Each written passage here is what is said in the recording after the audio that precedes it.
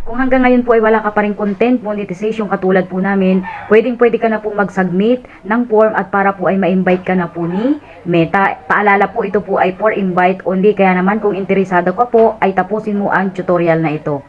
Una, punta po kayo sa inyong mga profile o page account at i-click po ninyo yung inyong picture.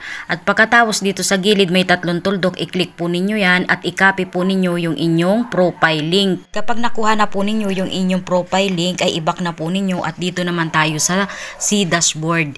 I-click po ninyo yung inyo purong monetization. Punta po kayo dito sa inyong stream ads. I-click po ninyo ang stream ads at scroll up lang po ninyo at hanapin po ninyo itong learn more. Tayo magpipill up ng form kung interesado ka at ito po yung makikita mo po dito. I-click mo yung I'm interested at ito po yung lalabas dyan. May makikita ka po dito ng mga box. Una po dito ay yung iyong Gmail account. Ilagay mo po yung iyong Gmail account. Importante po na memorize po niyo yung inyong mga Gmail account para naman po ay isang click lamang po ay pwede nyo na pong ilagay dito sa unang box.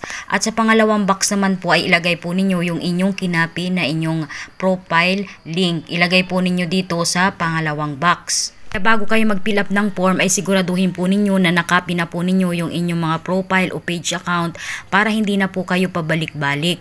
At dito naman po tayo sa pangatlong box. Kung meron po kayong mga ibang social media account katulad po ng YouTube, punta lamang po kayo sa inyong YouTube account at i-click po ninyo yung profile. At pagkatapos po ay dito sa taas, i-click po ninyo yung tatlong tuldok. At i-click po ninyo yung share at i-copy po ninyo yung link ng inyo pong YouTube account.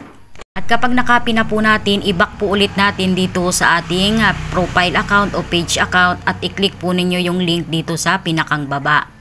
At pag naklik na po ninyo at nailagay na po ninyo dito sa pangatlong box, pwede na po ninyong i-click itong nasa baba na let's do this.